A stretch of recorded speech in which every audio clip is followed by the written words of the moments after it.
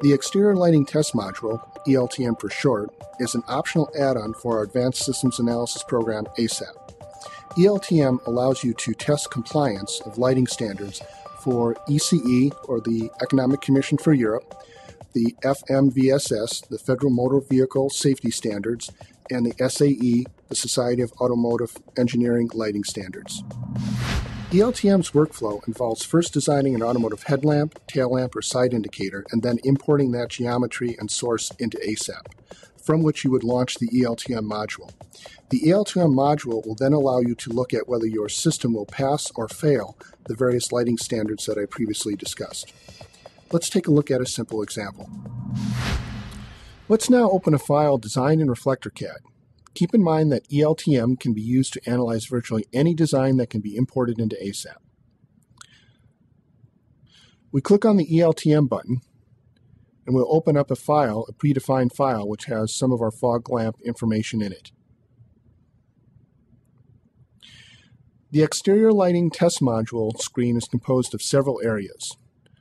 First is an area to define your geometry. This geometry actually includes the source distribution and the reflector distribution. You have the ability to add sources, and the source we're using for this particular example is the HB3 source, which will look something like this. This is a very sophisticated source which contains the optical and mechanical geometry, including the filament structure and various source apodizations. In addition to defining or setting up your sources and your reflectors, you have the ability to choose from a wide variety of tests. In our particular example, we're going to be using the SAE front fog lamp test.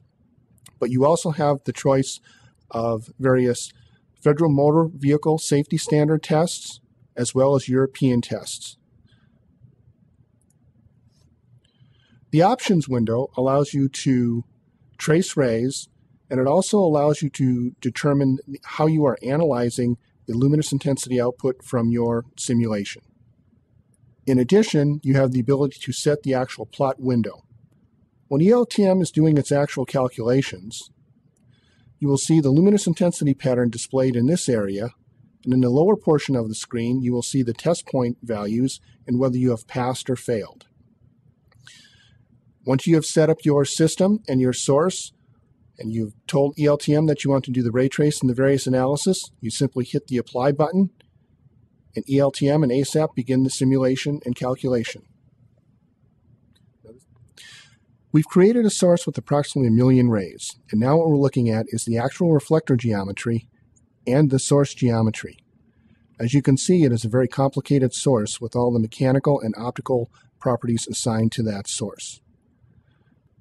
These sophisticated sources are required in order to do complicated designs and analyses of these types of reflector systems. I will now switch over to the ELTM window area, and we can see the results of our calculation.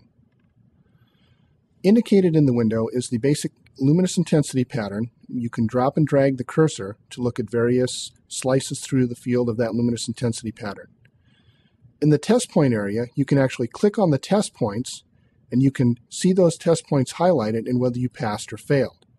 In this particular example, most of the test points have passed, with one test point that has failed. The test point that has failed is in the upper area of the luminous intensity pattern. This is not as troublesome as would first indicate, because in order to do a more sophisticated analysis, we would actually add in the shelving of the reflector as well as the outer lens, which are not included in this particular analysis. However, we've been able to analyze the performance of a segmented reflector and determine whether it has passed or failed the variety of test points for this particular application.